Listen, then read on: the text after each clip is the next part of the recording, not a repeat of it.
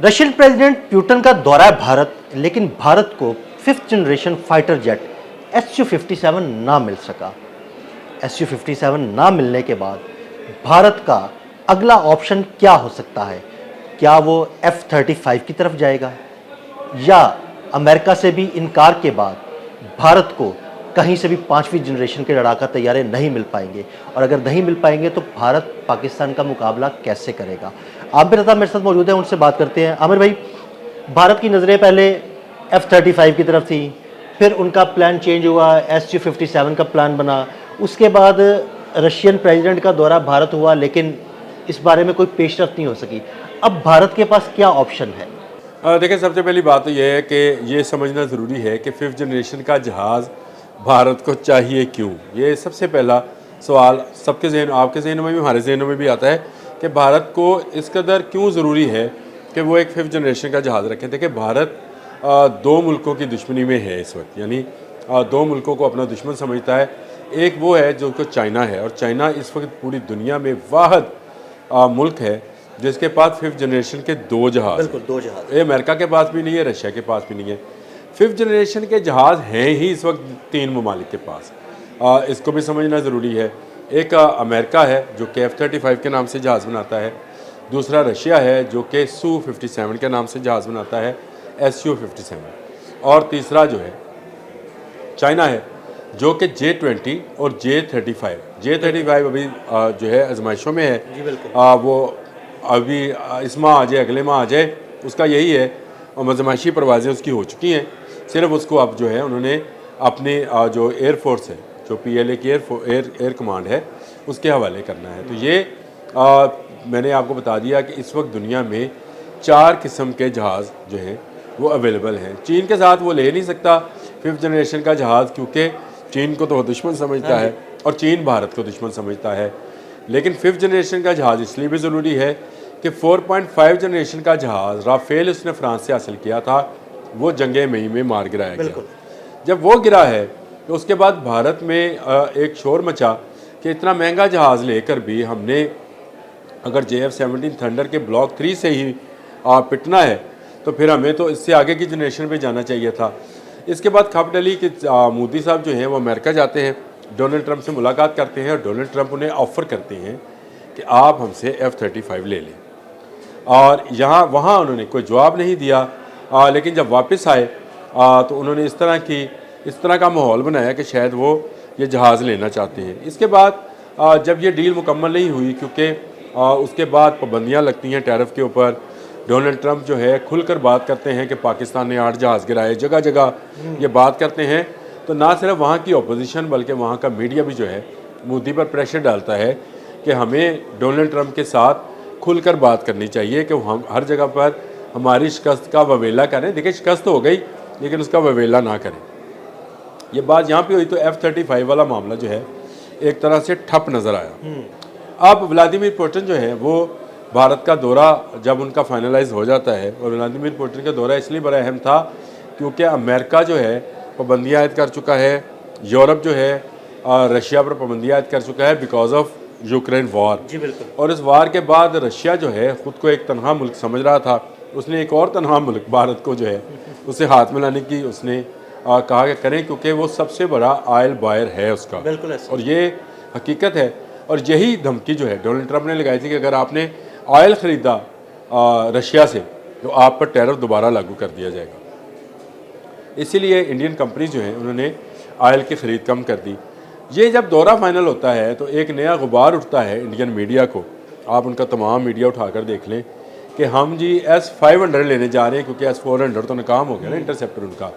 S-500 लेने जा रहे हैं, उसके बाद Su-57 जो है उसकी फैक्ट्री लगाने जा रहे हैं।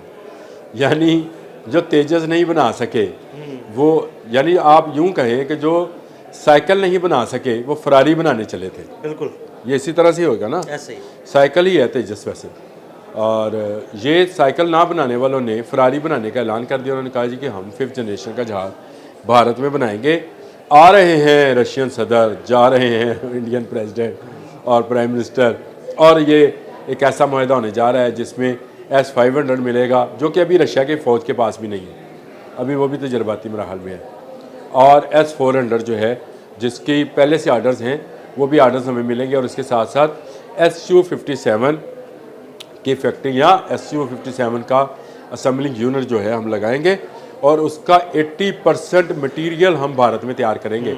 इस बात को समझे, वो कह रहे थे कि हम जो इसकी स्टेल्थ टेक्नोलॉजी है उसकी बॉडी के अंदर, उसका मटीरियल भी हमें तो लोहे का जहाज़ लगता है ना, लेकिन ये ख़ास मटीरियल है, वो भी हम यहाँ पर तैयार करेंगे। इसके रडार भी यहाँ पर तैयार होंगे और पूरा एक टेक्नोलॉजी ट्रांसफ़र होगा। और ये देखें व्लादिमीर पुतिन आए आने से 2 दिन पहले भारत मेरे अमेरिका के साथ एक मुआहदा करता है जिसमें 24 सी हॉक हेलीकॉप्टर जो हैं, जो कि नेवल्स के लिए हैं, और वो लेता है। ये तकरीबन $1 बिलियन का मुआहदा है। ये रशिया को एक पैगाम था कि भाई हम 2 कश्तियों में हैं, आपकी कश्ती में भी पाँव रखा हुआ है और अमेरिका की कश्ती में भी हमारा पाँव है, और हम उसमें 2 कश्तियों के सवार हैं। ये पैगाम जब व्लादिमीर पुतिन तक पहुंचा, उन्होंने दौरा कैंसिल तो नहीं किया, लेकिन वो आए और आकर उन्होंने सिर्फ तजारती लेवल के या इसको क्या कहें, सियासती लेवल के मुआहदे किए, क्योंकि एक मुआहदा ये भी हुआ है कि जो रशियन टूरिस्ट आना चाहेंगे उनको 30 दिन का वीज़ा ऑन अराइवल दिया जाएगा। ये मुआहदा है।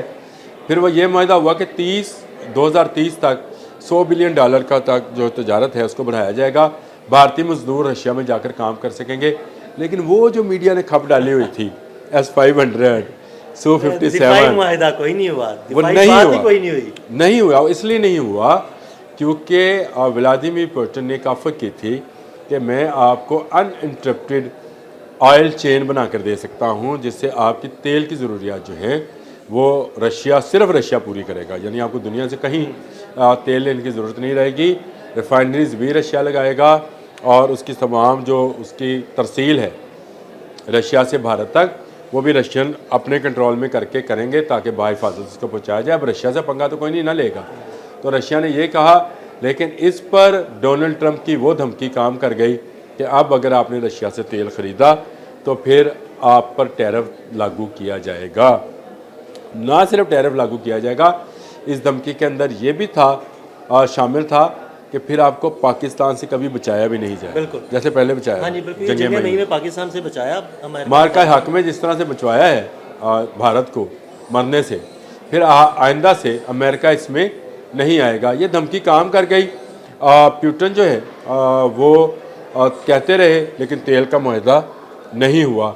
आए बाई शाई हुई है उसमें, और उसमें इधर उधर की बातें हुई हैं, टालम मटोलम हुआ है, लेकिन मुआहदा नहीं हुआ। और ये जो है बात आगे नहीं बढ़ सकी। अगर ये बात आगे बढ़ती, पुतिन का ये शर्त थी कि अगर आप हमसे दिफाई टेक्नोलॉजी लेना चाहते हैं तो हमसे तेल भी लें, और हम आपको सस्ती टेक्नोलॉजी दे रहे हैं। अब आ जाए कि तीनों जहाज़ जो हैं इनमें स्पेसिफिकेशंस क्या हैं और क्या नहीं है। देखिए, जो F-35 है, अगर वो भारत लेता है तो ये $100 मिलियन का जहाज़ है। दुनिया का सबसे महंगा जहाज़ इस वक्त अगर कोई है तो यही F-35 है। 1.6 माह की इसकी स्पीड है, यानी आवाज़ से 1.6 गुना ज़्यादा इसकी रफ्तार है।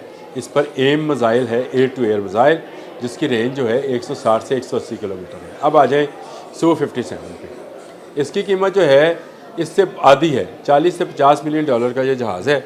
इस पर R-77 और R-74 air to air missile हैं, जिनकी रेंज जो है वो 180 से लेकर 200-250 तक है। यानी इस पर R-77 की अलग है और R-74 की अलग है। इसके बाद आ जाएँ J-35 पर। तो J-35 जो है ये 70 से 80 मिलियन का जहाज़ है। सस्ता है F-35 से, लेकिन बढ़िया कहाँ पर है, इसकी स्पीड Mach 2 है। आवाज़ से 2 गुना रफ्तार से ये परवाज़ कर सकता है। इसके साथ PL-17 इंटीग्रेटेड है, जो कि 350 किलोमीटर दूर है। ये बड़ी अहम बात है, कितनी रेंज है इसकी। और तीनों की स्टेल्थ टेक्नोलॉजी तकरीबन सेम है, यानी आगे पीछे है तीनों जहाज़ों की स्टेल्थ टेक्नोलॉजी जो है। और इसके साथ साथ जो अब जहाज़ों के अंदर जो देखा जाता है वो उसकी एयर टू एयर मिसाइल्स की कैपेबिलिटी देखी जाती है कि आप कितनी दूर से मुखालिफ जहाज़ को निशाना बना सकते हैं। तो उसमें J-35 बिलाशुबा एक ऐसा जहाज़ है जो कि इन दोनों जहाज़ों से नया भी है और बेहतर भी है, और इसके साथ साथ पाकिस्तान का भी है, क्योंकि पाकिस्तान इस जहाज़ों के ऑर्डर कर चुका है और पाकिस्तान को ये J-35 मिलेंगे। उसके बाद खत्ते के दो ममालिक के पास तो फिफ्थ जनरेशन के जहाज़ होंगे, भारत के पास कोई जहाज़ बाकी नहीं बचेगा। उसके बाद जो राफेल था वो गिराया जा चुका। अब अगर वो अमेरिका की तरफ जाता है तो एक बात आप और नोट कर लीजिए कि रशिया ऑयल सप्लाई बंद करेगा। ऑयल सप्लाई बंद करेगा तो भारत की मईशत कहाँ जाएगी, ये फिर किसी अगले व्लॉग में आपको बताऊंगा। लेकिन अब तक तो यही है कि भारत जो है ना घर का रहा ना घाट का। बहुत शुक्रिया अनूप भाई जी। बिल्कुल आमिर रज़ा ने बड़ी तफसील के साथ आपको भारत की सूरत हाल बताई और ये भी बताया कि रशियन प्रेसिडेंट आए लेकिन कोई दिफाई मुआहदा ना हो सका। अदील अहमद और आमिर रज़ा को इजाज़त दीजिएगा। अल्लाह हाफ़िज़।